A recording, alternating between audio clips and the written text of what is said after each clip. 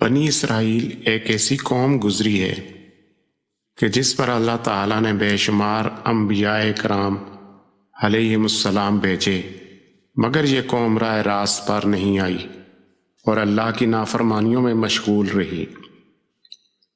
اللہ تعالیٰ نے بنی اسرائیل پر بے شمار انعامات کی برسات بھی فرمائی۔ قرآن مجید میں سورہ بقرہ کی ایک آیت میں ارشاد باری تعالیٰ ہے، اور ہم نے تم پر بادل کا سایہ کیا اور تم پر من و سلوہ اتارا اور کہہ دیا ہماری دی ہوئی پاکیزہ چیزیں کھاؤ۔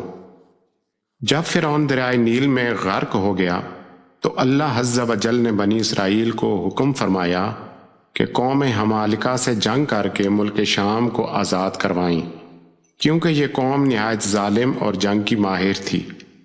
لیکن 6 لاکھ بنی اسرائیلیوں نے جنگ سے انکار کر دیا۔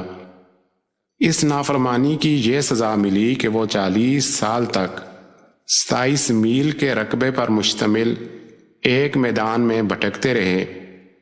یہ لوگ سامان اٹھا کر سارا دن چلنے کے بعد رات میں کسی جگہ ٹھہر جاتے اور جب صبح ہوتی تو وہیں موجود ہوتے جہاں سے چلے تھے۔ اس جگہ کو میدان تی یعنی بھٹکتے پھرنے کی جگہ کہا جاتا ہے۔ حضرت سیدنا موسیٰ علیہ السلام بھی اسی میدان میں تشریف فرما تھے۔ حضرت سیدنا موسیٰ علیہ السلام کی دعا سے بنی اسرائیل کے کھانے کے لیے ہفتہ کے دن کے علاوہ روزانہ آسمان سے 2 کھانے یعنی من اور سلوہ نازل ہوتے۔ کوہ طور کا ایک سفید پتھر ان کے پاس تھا۔ جب پانی کی حاجت ہوتی تو آپ علیہ السلام اس پر اپنی جنتی لاٹھی مارتے اور بنی اسرائیل کے 12 قبیلوں کے لیے 12 چشمے جاری ہو جاتے۔ دھوپ سے بچاؤ کے لیے ایک بہت بڑا سفید پتلا بادل سارا دن ان پر سایہ کرتا۔ اندھیری رات میں میدان کے بیچ میں ایک نورانی ستون اترتا جس کی روشنی میں کام کاج کرتے۔ ان کے بال اور ناخن بڑے نہیں ہوتے تھے، کپڑے پھٹتے تھے نہ میلے ہوتے تھے۔ پیدائشی بچوں کے جسم پر قدرتی لباس ہوتا جو جسم کے ساتھ ساتھ بڑا ہوتا جاتا۔ من ایک میٹھی چیز تھی جو فجر کے وقت سے سورج نکلنے تک ہر شخص کے لیے تقریباً 4 کلو اترتی تھی۔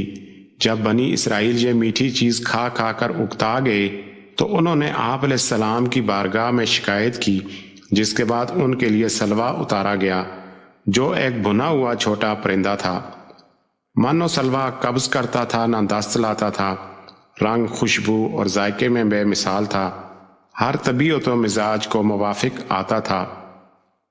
آپ علیہ السلام کا حکم تھا کہ کھانا روز کا روز کھا لیا جائے، سوائے جمعہ کے کل کے لیے بچا کر نہ رکھا جائے کہ ہفتہ کو من و سلوہ نازل نہیں ہوتا تھا۔ لیکن ان لوگوں نے کھانا ذخیرہ کرنا شروع کر دیا، جس کی نحوست یہ ہوئی کہ ذخیرہ کیا ہوا کھانا سڑ گیا اور من و سلوہ اترنا بھی بند ہو گیا۔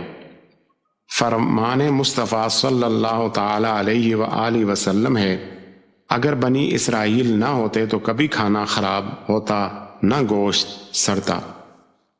کھانے کا خراب ہونا اور گوشت کا سڑنا اسی دن سے شروع ہوا۔